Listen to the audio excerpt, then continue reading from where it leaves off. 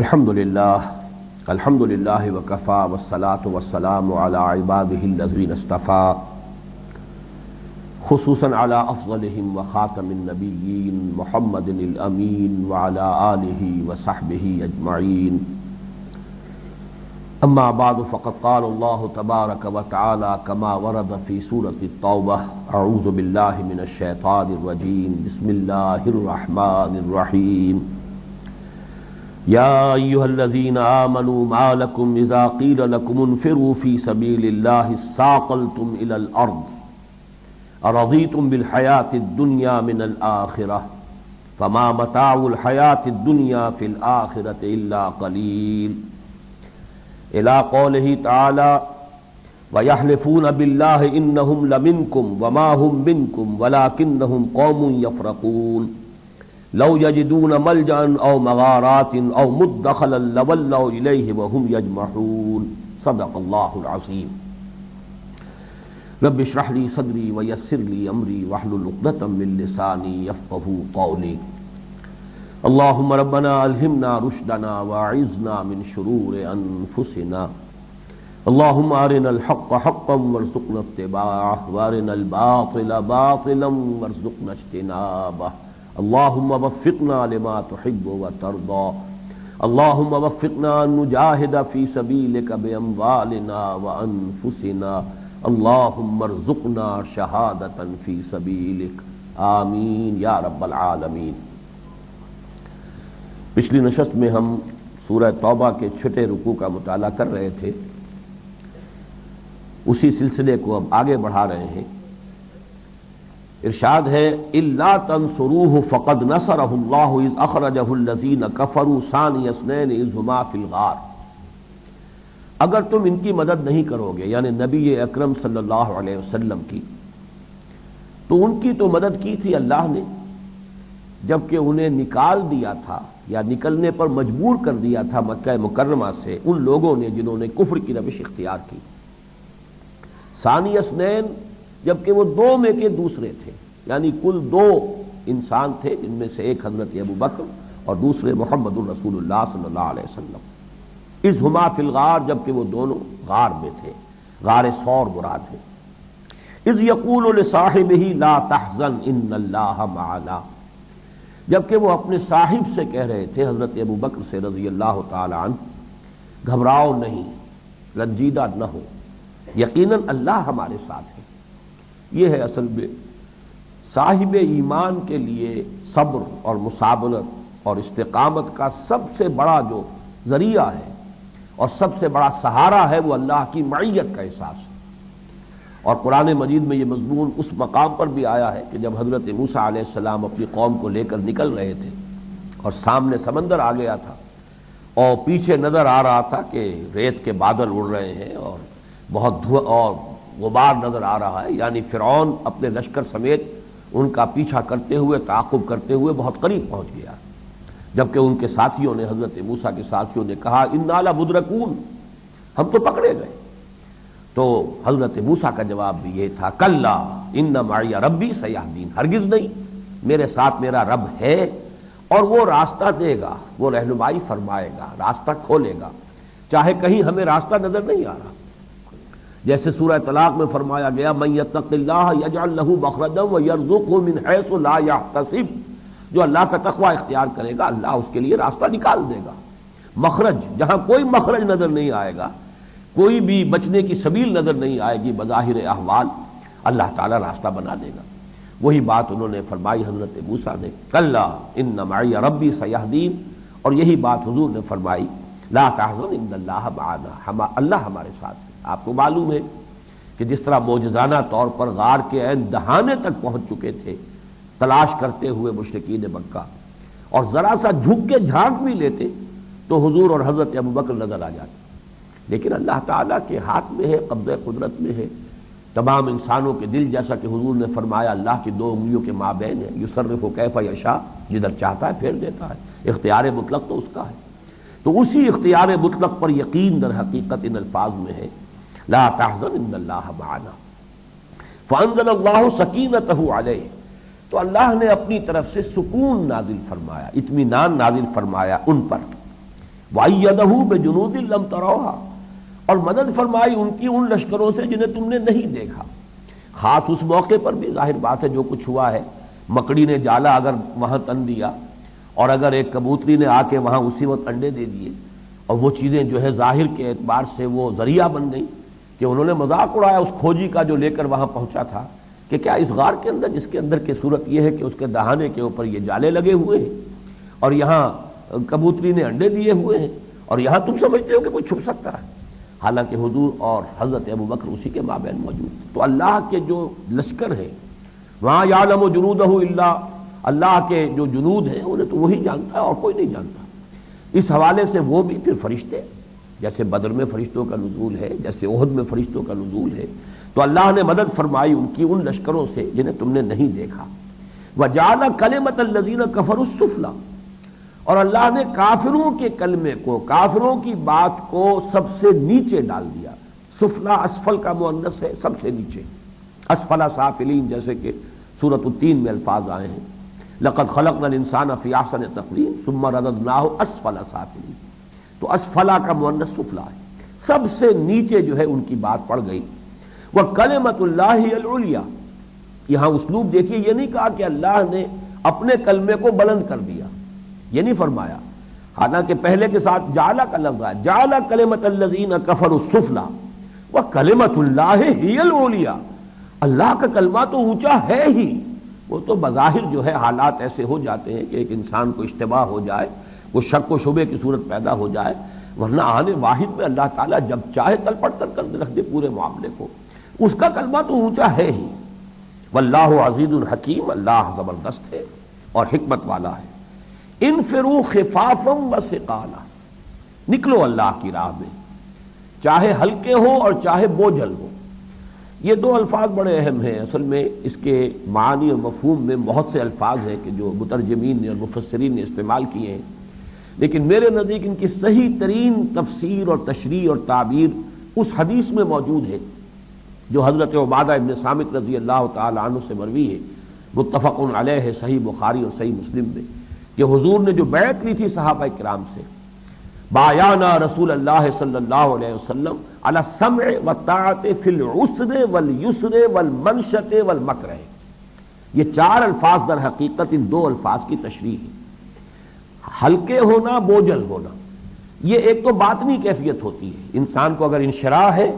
تو وہ ہلکا پن محسوس کرتا ہے، بھاگ دوڑ کے لیے طبیعت خود بخود آمادہ ہے، آگے بڑھنے کے لیے، اقدام کرنے کے لیے طبیعت کے اندر خود آمادگی موجود ہے۔ اور ایک یہ کہ اگر انشراح نہیں ہے، انقباض ہے، تو طبیعت پر جبر کر کے انسان اپنے آپ کو جیسے کہ دھکیلتا ہے، دھکے دے دے کر آگے بڑھاتا ہے، وہ باطنی کیفیت ہے کہ طبیعت بوجھل ہے، طبیعت میں اس کام کے لیے آمادگی نہیں۔ ایک ہوتا ہے ظاہری معاملہ، ساز و سامان ہے، اسلحہ ہے، وسائل ہیں، سواریاں ہیں، اور ایک یہ ہے کہ نہیں ہے، دقتیں ہیں، مشکلات ہیں، زاد راہ جو ہے مہیا نہیں ہے۔ تو ان کو چار الفاظ کو یہاں قرآن مجید نے دو میں سمیٹ لیا ہے، نکلو، انفروا خفافا وثقالا، خواہ تو تمہارے دل ہلکے ہیں، یعنی یہ کہ ان میں انشراح ہے اور کوئی بوجھل پن نہیں ہے، خواہ تمہارے دلوں میں بوجھل پن ہے اور تمہیں جبرن جانا پڑ رہا ہے، لیکن جبرن بھی اگر جا رہے ہو اللہ کا اور اس کے رسول کا حکم سمجھتے ہوئے، تو چاہے یہ اپنی طبیعت پر جبر کر رہے ہو کہ طبیعت آمادہ نہیں ہے، لیکن اس کا اجر و ثواب ہوگا، بلکہ شاہ ولی اللہ دہلوی رحمۃ اللہ علیہ کے نزدیک ثواب دگنا ہو جائے گا۔ طبیعت میں اگر انشراح ہے اور آدمی کام کر رہا ہے تو گویا کہ اسے ایگزرٹ نہیں کرنا پڑ رہا، زیادہ مشقت نہیں کرنی پڑ رہی، لیکن طبیعت کے اندر بوجھل پن ہے اور اس وقت بھی آدمی جو امتثال امر ہے اس پر قائم ہے، تو گویا کہ اسے زیادہ ایگزرٹ کرنا پڑا ہے۔ یہی وجہ ہے آفات نماز میں سے شمار کیا ہے حضرت شاہ ولی اللہ دہلوی رحمۃ اللہ علیہ نے کہ کچھ لوگوں کو نماز کی عادت ہو جاتی ہے، جب یہ نماز عادت بن گئی اب اس کا اجر و ثواب کم ہو جائے گا، اور وہ لوگ کہ جن کو طبیعت کے اندر عادت کی کیفیت ابھی نہیں بنی ہے اور انہیں اپنے نفس کے خلاف ہر وقت جو ہے کشمکش کر کے نماز کے لیے جو ہے اسے آمادہ کرنا ہوتا ہے، تو ان کی ابھی کانسٹنٹ ایفرٹ جو ہے جاری ہے، اس اعتبار سے اجر و ثواب ان کا زیادہ ہوگا۔ تو انفروا خفافا وثقالا، اسی طرح چاہے ساز و سامان ہے، اسلحہ ہے یا نہیں ہے، تم چاہے خالی ہاتھ ہو اور چاہے تم لدے پھندے ہو ساز و سامان کے ساتھ، باہر صورت نکلو۔ تو گویا کہ خفاف اور ثقال یہ بالکل صحیح وہ الفاظ ہیں خفیف کی جمع خفاف ہے اور ثقیل کی جمع ثقال ہے، تو بالکل 4 الفاظ میں بایانا رسول اللہ صلی اللہ علیہ وسلم علی السمع والطاعۃ فی العسر والیسر، چاہے آسانی ہو چاہے مشکل ہو تنگی ہو، اور والمنشط والمکرہ، چاہے طبیعت میں انشراح ہو، طبیعت ہلکی ہے، خود آگے جانے کے لیے اقدام کے لیے طبیعت جو ہے وہ خود اپنا زور لگا رہی ہے، میلان پایا جاتا ہے، یا یہ کہ اس کو مجبور کیا جا رہا ہے، پھر منشط والمکرہ۔ انفروا خفافا وثقالا وجاہدوا باموالکم وانفسکم فی سبیل اللہ، اور جہاد کرو اللہ کی راہ میں اپنی جانوں کے ساتھ اپنے مال کے ساتھ۔ یہ مضمون جو ہے جہاد اور اس کی حقیقت اور اس کے مراحل، اب تو گویا کہ ہم سیرت النبی صلی اللہ علیہ وسلم میں درجہ بدرجہ اس کے جو بھی مراحل سامنے آئے ہیں ان کا بھی مطالعہ کر چکے ہیں۔ آخری جیسا کہ میں نے عرض کیا غزوہ تبوک آپ کی حیات طیبہ کا آخری جنگی سفر ہے، اس کے بعد صرف ایک مہم تو آپ نے تیار فرما دی تھی، اس لیے کہ جو تصادم سلطنت روما کے ساتھ شروع ہو چکا تھا، چاہے وہ غزوہ موتا کی شکل میں تھا اور اس کے بعد پھر غزوہ تبوک میں خود آپ نے اقدام فرمایا، ابھی جو ہے وہ مرحلہ تو ابھی باقی رہنا تھا اور آگے بات چلنی تھی۔ تو حضرت اسامہ رضی اللہ تعالیٰ عنہ، اسامہ ابن زید کی سرکردگی میں جیش اسامہ حضور نے تیار فرما دیا تھا، تیسرا لشکر، تیسری فوج کشی کا پورا پلان بن چکا تھا، لیکن یہ کہ چونکہ حضور بیمار ہو گئے اور مرض وفات جو ہے اس کی صورت پیدا ہو گئی تو پھر وہ لشکر رکا رہا۔ پھر حضرت ابوبکر صدیق، یہ فضیلت ان کے ہاتھ میں آنی تھی، ان کے حصے میں آنی تھی، اللہ نے لکھی ہوئی تھی کہ وہ لشکر جو تیار کیا تھا خود حضور صلی اللہ علیہ وسلم نے، جس کا علم حضور نے اپنے دست مبارک سے دیا تھا حضرت اسامہ ابن زید کو، پھر اس کو بالفعل روانہ کرنے کی سعادت جو ہے وہ حضرت ابوبکر صدیق رضی اللہ تعالیٰ عنہ کے حصے میں آئی۔ تو فرمایا وجاہدوا باموالکم وانفسکم فی سبیل اللہ ذالکم خیر لکم ان کنتم تعلمون، یہی تمہارے لیے بہتر ہے اگر تم حقیقی علم رکھتے ہو۔ علم جو ہے ایک جس کو آپ دنیا میں کہتے ہیں ورلڈلی وائز انسان، دنیا کی معلومات بہت ہیں، دنیا میں بہت ہی سمجھدار بھی ہے، بہت کائیاں ہے، بہت ہوشیار ہے، لیکن اصل میں قرآن کے نزدیک تو علم وہ ہے کہ جو حقیقت کا علم ہو، تو وہ کہ جو آخرت میں انسان کو مفید ہو اور وہاں اس کے لیے ابدی جو ہے سعادت کا ذریعہ بن جائے۔ تو اگر وہ علم تمہارے پاس ہے تو تم سمجھ لو کہ یہی بہتر ہے۔ لو کان عرضا، اب یہاں سے تبصرہ شروع ہو رہا ہے منافقین پر۔ لو کان عرضا قریبا، اے نبی اگر مال غنیمت وہ قریب ہی ہوتا، یعنی اگر انہیں یہ توقع ہوتی جیسے کہ خیبر کی مہم تھی، ظاہر بات ہے کہ خیبر جو ہے چند منزلیں صرف سفر کی تھی، جزیرہ نمائے عرب ہی کے اندر یہود کا ایک قلعہ تھا، اس وقت تو منافقوں نے بڑا زور لگایا تھا کہ ہم بھی ساتھ چلنا چاہتے ہیں، لیکن حضور نے یہ فیصلہ فرما دیا تھا کہ جو لوگ صلح حدیبیہ کے موقع پر ساتھ نہیں گئے ہیں ان میں سے کسی کو آپ نے ساتھ جانے کی اجازت نہیں دی، لیکن اس وقت ان کی اندر بڑی آمادگی تھی منافقین کے لیے، اس لیے کہ تقریباً یقین تھا کہ خیبر پر جو ہے فتح حاصل ہو جائے گی، اور خیبر مالدار یہودیوں کا گڑھ، وہاں سے بہت کچھ مال غنیمت ہاتھ آئے گا، تو وہاں حضور نے اجازت نہیں دی تھی۔ اب یہاں جو ہے چونکہ اعلان عام تھا، ہر مسلمان کے لیے جانا ضروری ہے، اب ان کے لیے جو رکاوٹ بن رہی تھی ان کو اس آیت میں جمع کیا گیا۔ لو کان عرضا قریبا، اگر کوئی مال ملنے کی توقع ہوتی قریب ہی، وسفرا قاصدا، اور سفر بھی چھوٹا ہوتا مختصر ہوتا، لتبعوک، تو لازماً وہ آپ کے پیچھے جاتے، یعنی آپ کی پیروی کرتے، آپ کے ساتھ جاتے، ولکن بعدت علیہم الشقہ،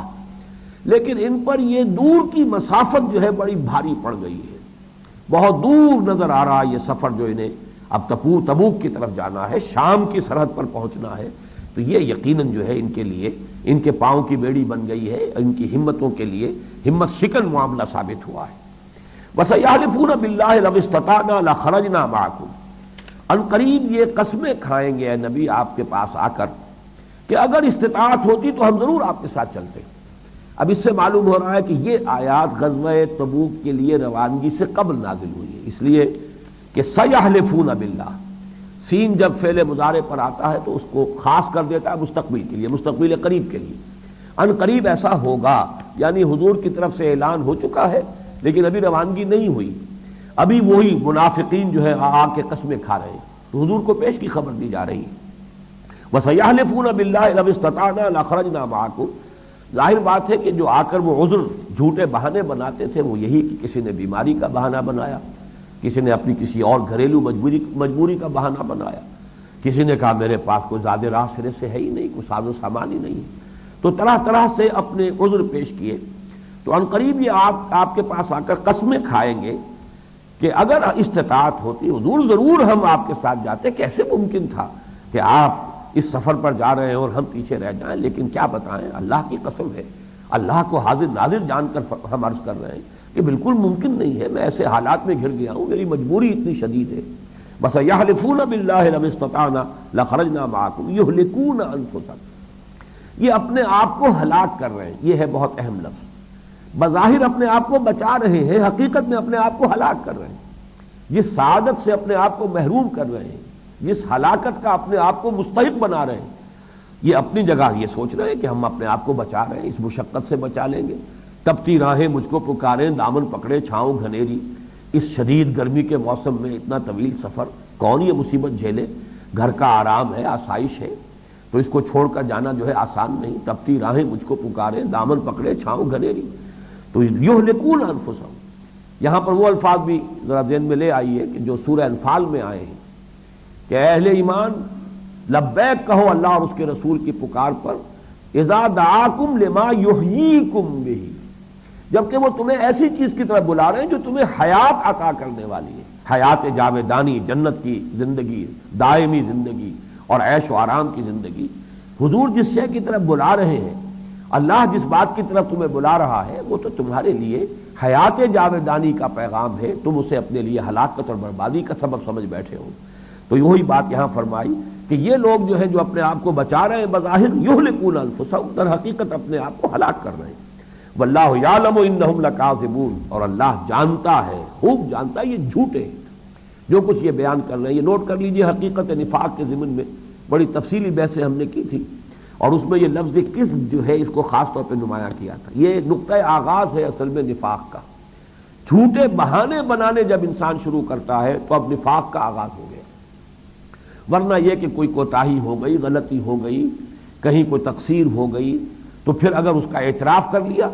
اور استغفار کیا اللہ تعالیٰ سے بھی، اور جو بھی نظم جماعت ہے اس سے بھی معذرت کی، تو اس میں اب نفاق اس کو نہیں کہیں گے، یہ بیماری ہے، یہ ضعف ایمان ہے۔ لیکن یہ کہ جب جھوٹا بہانہ بنانا شروع کیا، اب یہاں سے نفاق کا پہلا مرحلہ شروع ہو گیا، جھوٹی قسمیں کھانی شروع کی، اب یہ نفاق کا دوسرا مرحلہ، ٹی بی کی سیکنڈ سٹیج ہے۔ اور تیسرے درجے پر جب کہ دشمنی ہو جاتی ہے، بغض ہو جاتا ہے کہ ان لوگوں نے ہمارے لیے یہ مصیبت کھڑی کی ہوئی ہے، یہ خود تو بڑی ہمت کے ساتھ پیش قدمی کرتے ہیں، ہمارے لیے بھی ہر مرحلے کے اوپر جو ہے ایک امتحان جو ہے وہ سر پر کھڑا کر دیتے ہیں، تو اس سے بغض اور دشمنی پیدا ہو جاتی ہے۔ یہ ہے اصل میں وہ پھر تیسری سٹیج، جس کو کہ پوائنٹ آف نو ریٹرن کہا جائے، کہ وہاں سے واپسی اور شفا یابی کا کوئی امکان باقی نہیں رہتا۔ جیسے سورہ منافقون کی پہلی آیت بھی ہے، اذا جاءك المنافقون قالوا نشهد انك لرسول الله والله يعلم انك لرسوله والله يشهد ان المنافقين لكاذبون۔ تو اصل میں در حقیقت یہ کذب جو ہے یہ نقطہ آغاز ہے۔ پھر اس کے بعد اس اگلی آیت میں فرمایا کہ ان لوگوں اتخذوا ایمانہم جنۃ، انہوں نے اپنی قسموں کو ڈھال بنا لیا ہے۔ یہاں پر بھی لفظ حلف آیا ہے، بس یحلفون باللہ، اللہ کا حلف اٹھائیں گے، اللہ کی قسمیں کھا کھا کر کہیں گے اگر ممکن ہوتا تو ہم ضرور نکلتے۔ اس کے بعد حضور صلی اللہ علیہ وسلم سے بظاہر یعنی ایک طرح کی گرفت ہے، لیکن اصل میں اس میں بھی انہی کا پردہ چاک کیا جا رہا ہے، اس لیے کہ بعد میں جا کر یہ بات کھل جائے گی۔ عفی اللہ عنک، اب یہ الفاظ جو ہے ان کے دونوں معنی ہیں، اللہ نے آپ کو معاف کر دیا یا اللہ آپ کو معاف کر دے صلی اللہ علیہ وسلم، یعنی چونکہ ٹوکنا مقصود ہے ایک بات پر، لہذا پیشگی جو ہے ابھی گرفت ہونی ہے، اور پیشگی جو ہے آپ کے معافی کا اعلان کیا جا رہا ہے۔ اللہ نے آپ کو معاف کر دیا یا اللہ آپ کو معاف کرے، لما اذنت لہ، آپ نے ان کو اجازت کیوں دی؟ وہ آئے، انہوں نے جھوٹا بہانہ بنایا اور آپ نے ان کو اجازت دے دی، ٹھیک ہے، رخصت جو ہے گرانٹ کر دی۔ حتی یتبین لک الذین صدقوا وتعلم الکاذبین، یہاں تک کہ آپ جان لیتے، آپ پر واضح ہو جاتا کہ کون لوگ سچے ہیں، اور آپ جان لیتے جھوٹوں کو بھی۔ اس کو سمجھ لیجئے کہ حضور کے پاس آ کر ایک شخص نے عذر پیش کیا، میری یہ مجبوری ہے، میں نہیں جان سکتا، میری یہ مجبوری ہے، مجھے رخصت دے دی۔ حضور نے فرمایا اچھا ٹھیک ہے، تو گویا کہ اس کے نفاق پر پردہ پڑا رہ گیا، پردہ چاک نہیں ہوا۔ اگر حضور اجازت نہیں دیتے کہ نہیں آپ کا عذر کافی نہیں ہے، یہ عذر جو ہے اس بات کے لیے کافی نہیں ہے کہ اس ایسے عظیم مرحلے میں جبکہ اسلام کو اور دین کو اس قدر بڑی آزمائش کا سابقہ ہے آپ جو ہے پیچھے رہ جائیں. تو آپ اگر اجازت نہ دیتے تب بھی انہوں نے نہیں جانا تھا تو ان کے نفاق کا پردہ تو چاک ہو جاتا، بات کھل تو جاتی نا. اب آپ نے اپنی شرافت، مروت اور اپنی نرمی اور اپنی رافت اور رحمت کی وجہ سے آپ نے ان کی عذر کو قبول کر لیا. نتیجہ یہ ہے کہ ان کے نفاق پر پردہ پڑا رہ گیا، حقیقت کھل نہ سکی. فرمایا عفا اللہ عنک، اللہ آپ کو معاف کرے، یا اللہ نے آپ کو معاف کر دیا. لما اذنت لهم، آپ نے انہیں کیوں معاف کیا، کیوں آپ نے اجازت دی. حتی یتبین لک الذین صدقوا، یہاں تک کہ آپ پر یہ بات کھل جاتی، روز روشن کی طرح عیا ہو جاتی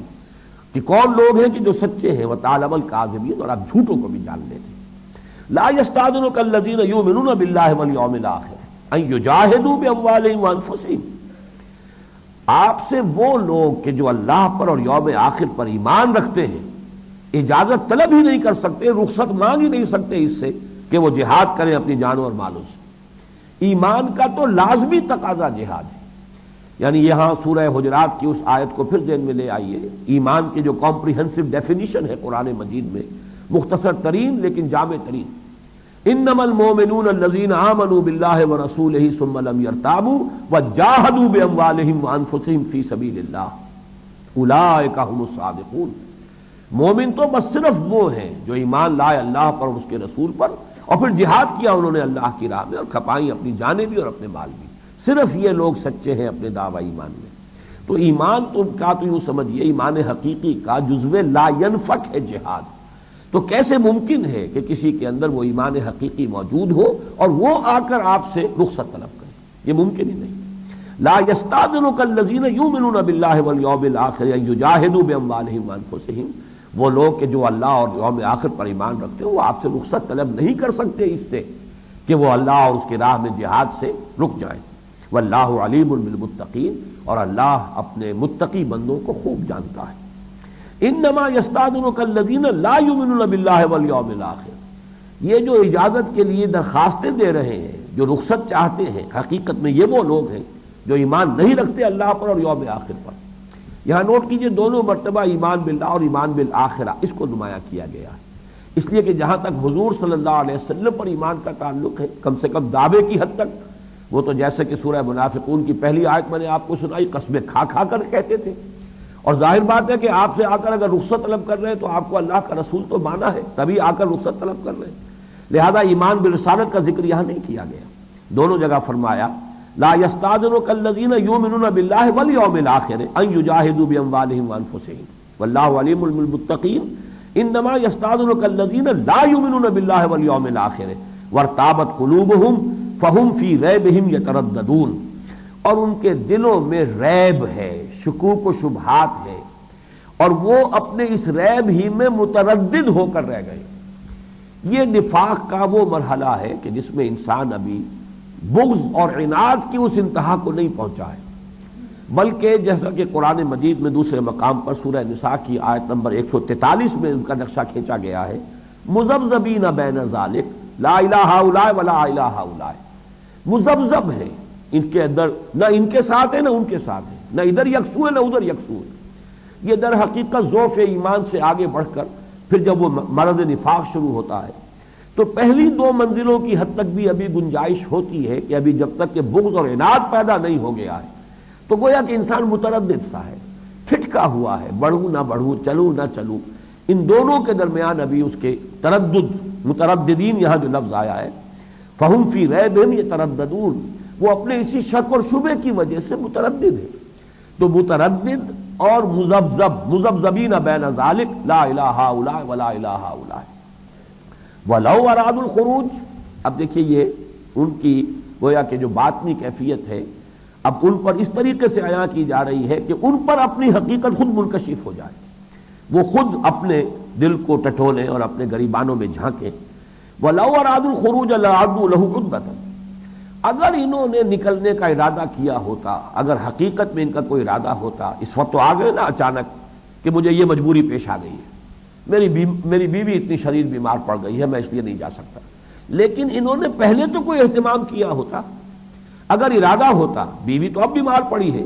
یا کوئی فوری مصیبت تو اب ان کے کہنے کے مطابق ان پر نازل ہو گئی ہے، لیکن اگر ان کا ارادہ ہوتا وَلَوْ أَرَادُوا الْخُرُوجَ لَأَعَدُّوا لَهُ عُدَّةً، اگر ان کا ارادہ ہوتا اللہ کی راہ میں نکلنے کا تو اس کے لیے کوئی ساز و سامان فراہم کرتے، اعداد سامان فراہم کرنا، کوئی اس کے لیے اسباب جمع کرنے کی کوشش کرتے، ولیکن کرہ اللہ انبعاثہم، لیکن اللہ ہی نے پسند نہیں کیا ان کا اٹھنا۔ اب یہ ہے بہت اہم نقطہ، اس کو سمجھ لیجئے کہ عالم واقعہ میں جو کچھ ہوتا ہے بالفعل، اس میں ہمیشہ، جیسا کہ میں نے سورہ تغابن کے درس میں بھی تفصیل کے ساتھ بیان کیا تھا، کہ دو فیکٹرز ہمیشہ موجود ہوتے ہیں، ایک کسی شخص کا ارادہ اور ایک اللہ کی طرف سے تائید اور توفیق اور تیسیر، اذن یا کم سے کم اذن۔ دونوں میں سے ایک بھی نہیں ہوگا تو وہ نتیجہ خیز نہیں ہوگا، معاملہ بالفعل نہیں ہو سکے گا۔ میں نے ارادہ کیا کہ میں اس اینک کو اٹھا لوں، میرا ارادہ تھا، اللہ کی توفیق و تیسیر ہوئی ہے، اس کا اذن ہوا ہے تو میں نے اس کو اٹھایا۔ تو اسی اعتبار سے سمجھیے کہ بظاہر تو یہ ہے کہ ایک شخص نہیں جا رہا، اس کے دل کے اندر ارادہ پیدا نہیں ہوا، یا یہ کہ اگر کسی درجے میں ہوا بھی تو اللہ تعالیٰ کی طرف سے اذن نہیں ملا۔ اب یہاں پر دونوں چیزیں شامل ہو رہی ہیں، نہ ان کا ارادہ،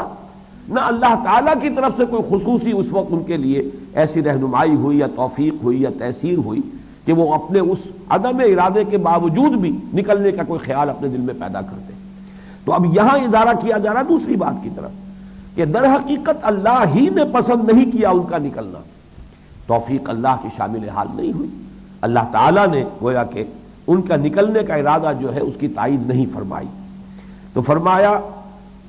وَلَٰكِن كَرِهَ اللَّهُ انبعاثَهُمْ فَثَبَّتَهُمْ، تو اللہ نے انہیں ڈھیلا کر دیا، سست کر دیا، بٹھا دیا۔ وَقِيلَ اقْعُدُوا مَعَ الْقَاعِدِينَ، اور ان سے کہہ دیا گیا کہ اب بیٹھنے والوں کے ساتھ بیٹھ رہو۔ اس کی وجہ کیا ہے، حکمت کیا ہے، وہ آگے آ رہی ہے۔ لَوْ خَرَجُوا فِيكُمْ مَا زَادُوكُمْ إِلَّا خَبَالًا، بالکل وہی بات جو میں نے حضور صلی اللہ علیہ وسلم کے اپنے قول مبارک کے حوالے سے گزشتہ نشست میں آپ کو سنائی تھی کہ چھوڑو اس کے تذکرے کو، اگر اس میں کوئی خیر ہے تو آج ہمارے ساتھ نہیں آیا، کل اللہ اسے ہمارے ساتھ میں دے گا، شامل کر دے گا، اور اگر خیر نہیں ہے تو اللہ کا شکر ادا کرو کہ اس شر سے تم بچ گئے،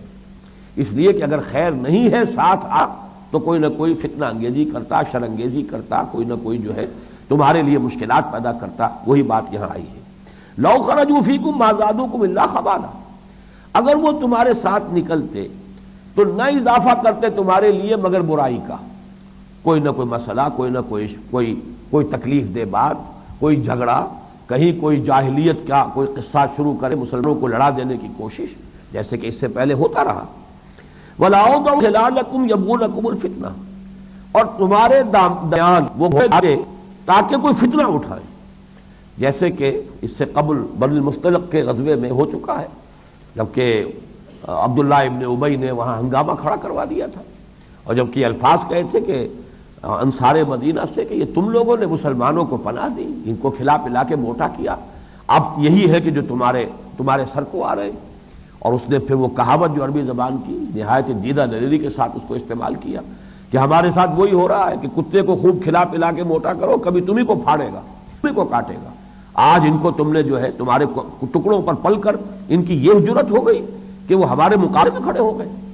حالانکہ چھوٹا سا معمولی سا جیسا کہ دو اشخاص کے درمیان کو تنازع ہو جاتا ہے اس قسم کا معاملہ تھا،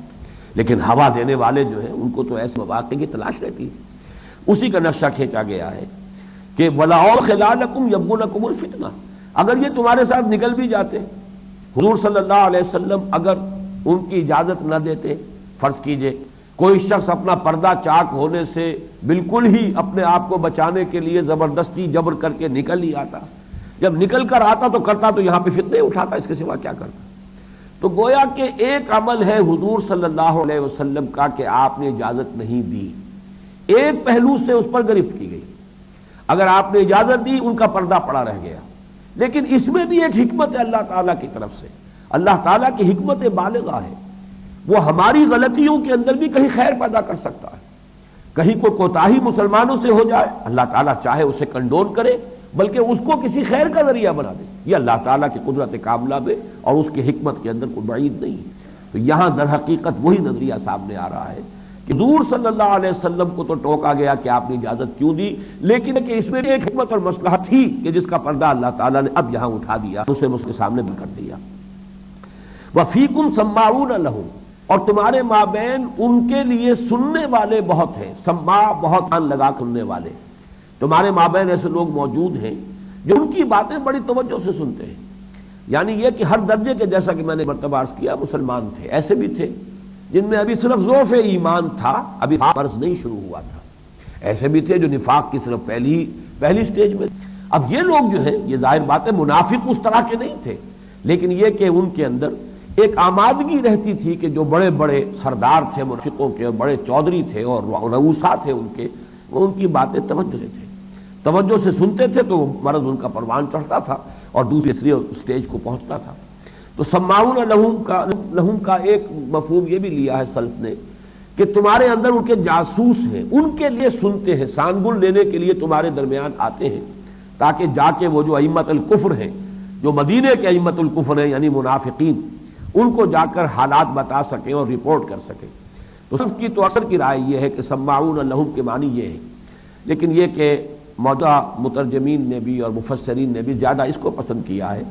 کہ ان کے اندر ایک آمادگی پائی جاتی ہے۔ they lend an ear to them، اپنے کان جو ہے لگاتے ہیں، ذرا ان کی باتیں سنتے ہیں توجہ کے ساتھ،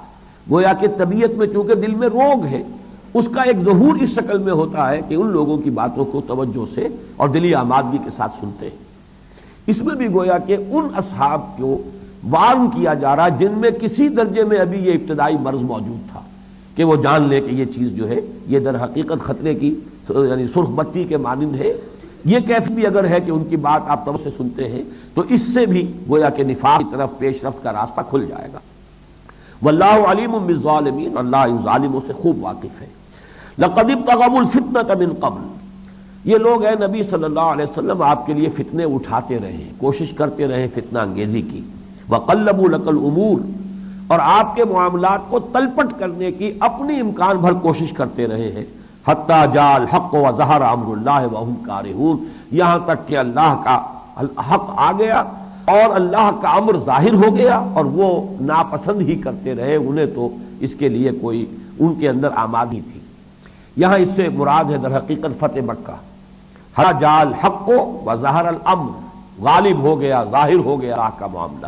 دین کو غلبہ ہو گیا۔ جزیرہ نماء عرب کی حد تک تو جیسا کہ میں آپ کو بتا چکا ہوں تکمیل ہو چکی تھی فرائض نبوت کی، اتمام حجت پورے عرب پر کیا جا چکا، اور یہ کہ دین حق کا غلبہ جو ہے پورے جزیرہ نماء عرب پر اپنی تکمیل کو پہنچ چکا۔ حتی جاء الحق، چنانچہ اسی کی جو تصویر ہے اذا جاء نصر اللہ والفتح ورأیت الناس يدخلون فی دین اللہ افواجا، اسی کی طرف اشارہ ہے۔ حتی جاء الحق وظہر امر اللہ وهم کارہون، اب منافقوں کو تو ظاہر بات بات سنی تھی کہ اللہ کے دین کا اس طور سے غلبہ ہو جائے، وہ تو اس امید میں ابھی تھے کہ اور نئی فوج کشی مدینے پر ہو اور محمد کو صلی اللہ علیہ وسلم شکست سے دوچار ہونا پڑے۔ وَمَّن يَقُولُ ذَلِّي وَلَا تَفْتِنِّي، ان میں سے وہ بھی ہے کہ جو کہتا ہے کہ مجھے اجازت دے دیجئے اور مجھے فتنے میں نہ ڈالیے۔ یہ ایک نہایت ہی بد باطن اور نہایت گستاخ قسم کا جو منافق تھا جد ابن قیس، اور یہ وہ شخص ہے جو صلح حدیبیہ کے موقع پر بھی موجود تھا،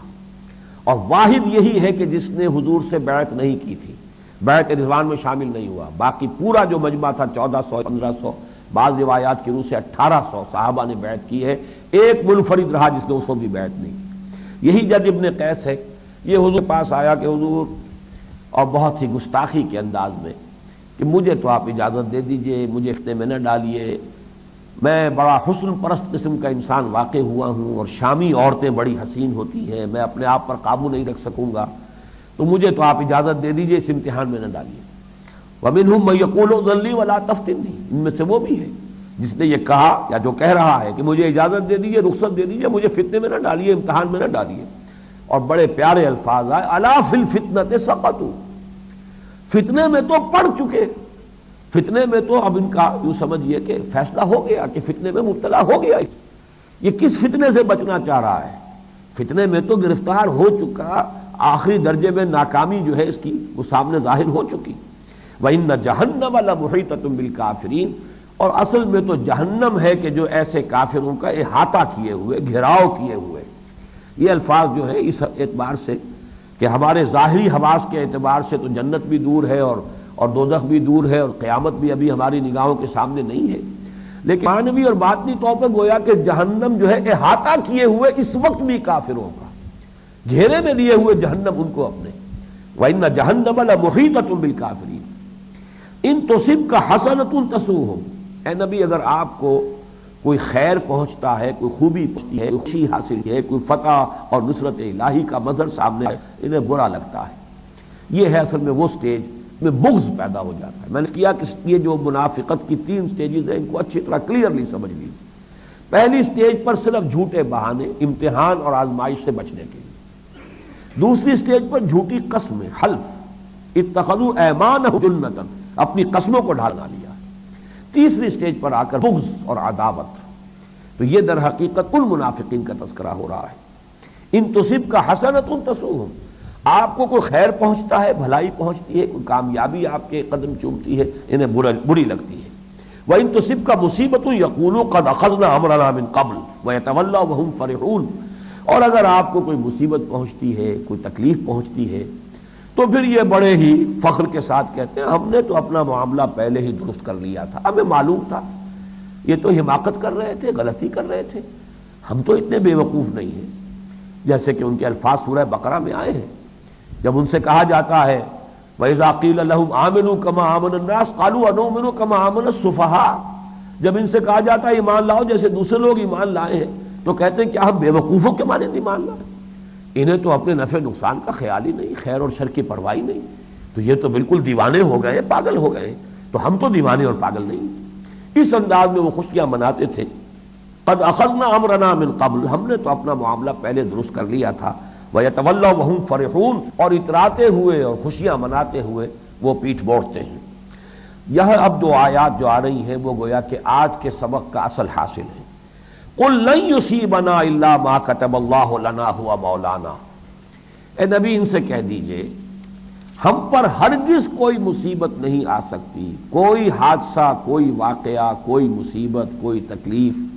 کیونکہ مصیبت اصابہ یصیبو جو ہے یہ تو عام ہے، کوئی بھی واقعہ اگر آپ کے لیے خوشگوار ہے آپ کو خوشی ہوتی ہے، ناگوار ہے آپ کو رنج اور صدمہ ہوتا ہے۔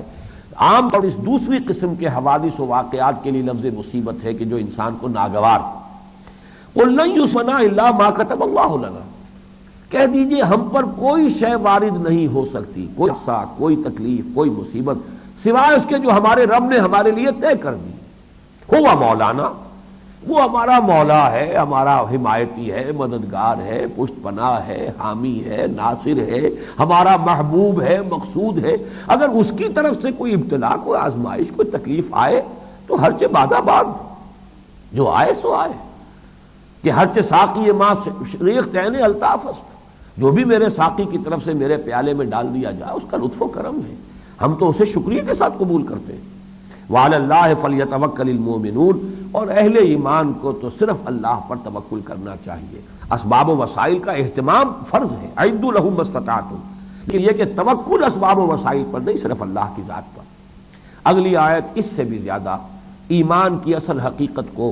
اور مصیبت میں صبر اور مصابرت کے لیے جو استقامت ہے، گویا کہ اس کے لیے سب سے اہم جو موضوع سامنے رہنا چاہیے، جو حقیقت مستحضر رہنی چاہیے، وہ یہ ہے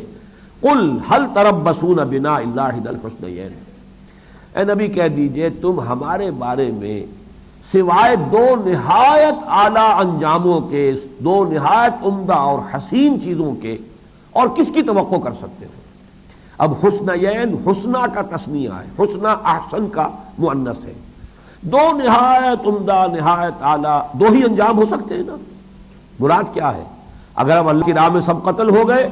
تبھی ہمیں تو یہی چاہیے، مطلوب ہے، مقصود ہے، شہادت ہے مطلوب و مقصود مومن، نہ مال غنیمت نہ کشور کشائی۔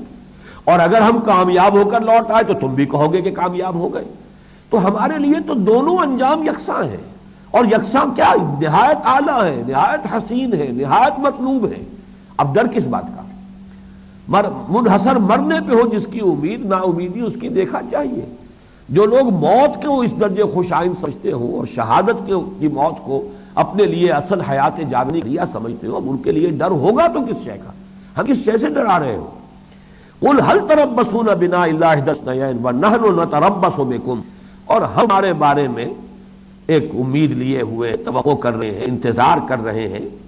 کس بات کا؟ ابھی اب دو بیان کی، چونکہ وہاں دو ہیں، حسنیین دو ہے، ہم سب شہید ہو جائیں تب بھی کامیاب، ہم اگر کامیاب ہو کر لوٹ آئے تب تو تم بھی مانو گے کہ کامیاب۔ ہم بھی تمہارے بارے میں دو باتوں کے امیدوار ہیں اللہ کی طرف سے۔ نمبر ایک ہے ان یصیبکم اللہ بعذاب من عنده او بأیدینا، اللہ کی طرف سے عذاب تم پر کوئی آئے، یا تو اللہ اپنے پاس سے کوئی بھیج دے، کوئی سماوی آفت آ جائے، کوئی اور تمہارے اوپر کسی اور طرح کی اللہ کی طرف سے جو ہے وہ سزا آ جائے، یا ہمارے ہاتھوں آئے، کوئی وقت آئے کہ اللہ تعالی ہمارے ہاتھ کھول دے اور اجازت دے دے تمہارے اوپر تمہارے خلاف اقدام کرنے کی۔ یہ بھی ہو سکتا ہے کہ ایسا مرحلہ آ جائے کہ اللہ تعالیٰ کی طرف سے منافقین کے خلاف بھی قتال اور جہاد کی اجازت مسلمانوں کو عطا ہو جائے۔ تو ہم بھی انتظار کر رہے ہیں، وَنَحْنُ نَتَرَبَّصُ بِكُمْ أَن يُصِيبَكُمُ اللَّهُ بِعَذَابٍ مِّنْ عِندِهِ أَوْ بِأَيْدِينَا فَتَرَبَّصُوا إِنَّا مَعَكُمْ مُرَبِّصُونَ، تو کرو انتظار، ہم بھی تمہارے ساتھ انتظار کر رہے ہیں۔ اللہ تعالیٰ کا جو بھی فیصلہ ہے کیا ہے، ہم بھی انتظار کر رہے ہیں، تم بھی انتظار کرو۔ تم ہمارے بارے میں دو نہایت عمدہ چیزوں کے سوا کسی شے کی توقع ہی نہیں کر سکتے، اور ہم بھی تمہارے بارے میں امید کر رہے ہیں کہ دو میں سے کوئی ایک صورت ہوگی، اللہ تعالیٰ یا تو خاص اپنے ہی پاس سے کوئی عذاب تم پر نازل کرے گا، یا ہمارے ہاتھوں تم پر عذاب آئے گا۔ قل اشقوا طوعا او کرہا، اب یہاں ایک نفسیاتی بات سمجھ لیجئے، بسا اوقات اگرچہ منافقوں کو جس طرح جان عزیز تھی، مال بھی بہت عزیز تھا، لیکن یہ کہ یہ انسان کی کمزوری ہے، جب جان پر بن جاتی ہے تو مال پیش کر دیتا ہے کہ کسی طریقے سے جان بچ جائے۔ تو وہ کوشش یہ کر رہے تھے کہ ہمارے صدقات قبول کر لیے جائیں، ہماری طرف سے بس یہی کافی سمجھ لیا جائے، تاکہ کسی درجے میں تو ہم اپنے آپ کو مسلمان اور مومن کہنے کے کسی درجے میں مستحق ہے سمجھ سکیں، اور لوگوں کو بتا سکیں کہ ہمارا بھی کوئی حصہ ہے۔ لیکن یہ کہ اس مرحلے پر آ کر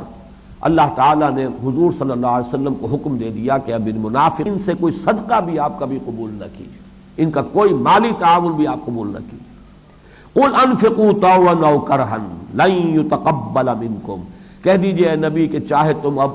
دل سے، دلی آمادگی سے خرچ کرو، اللہ کی راہ میں انفاق کرو، صدقہ دو، اور چاہے مجبوری کو، اس لیے کہ یہ مجبوری تمہارے لیے بن گئی۔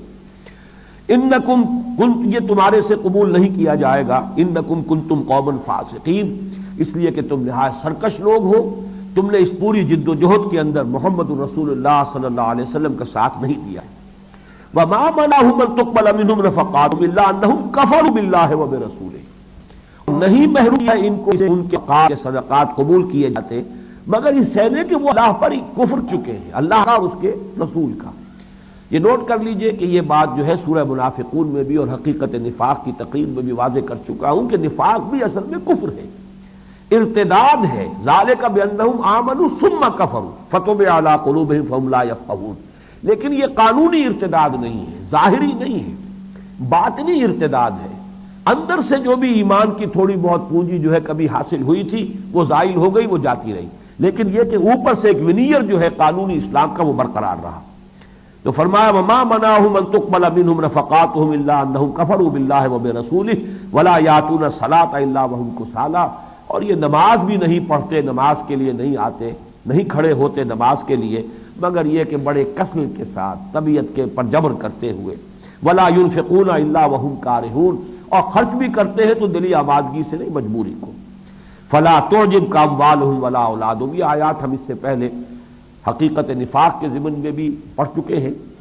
تو آپ کو اچھے نہ لگے ان کے مال اور نہ ان کی اولاد، انما يريد الله ليعذبهم بها في الحیات الدنیا، اللہ تعالیٰ یہ چاہتا کہ انہی مال اور اولاد کے ذریعے سے انہیں دنیا کی زندگی میں بھی عذاب دے، یہی مال اور اولاد سوہان روح بن جائے دنیا کی زندگی میں بھی۔ بظاہر تو یہ بڑی شے اور بڑی نعمت نظر آتی ہے، لیکن بسا اوقات اللہ تعالیٰ دنیا میں عذاب دیتا ہے انسانوں کو اسی دولت کے ذریعے اور اولاد کے ذریعے۔ وَتَزْهَقَ أَنفُسُهُمْ وَهُمْ كَافِرُونَ، اور ان کی جان نکلے اسی حال میں کہ وہ کفر پر رہیں۔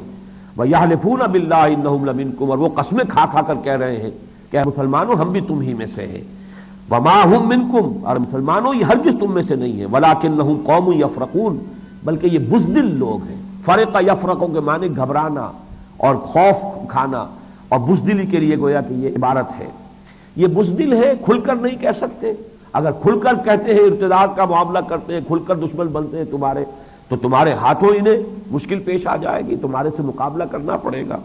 لو یجدون ملجا او مغافن او مدخلا، یہ تو ان کی مجبوری ہے، اگر کہیں انہیں مل جائے کوئی جگہ سر چھپانے کو، کوئی ٹھکانہ، کوئی پناہ گاہ، یا کوئی غار،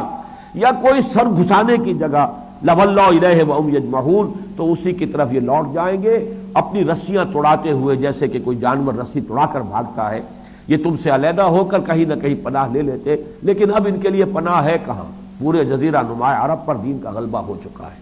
بارک اللہ لی ولکم فی القرآن العظیم ونفعنی وإیاکم بالآیات والذکر الحکیم.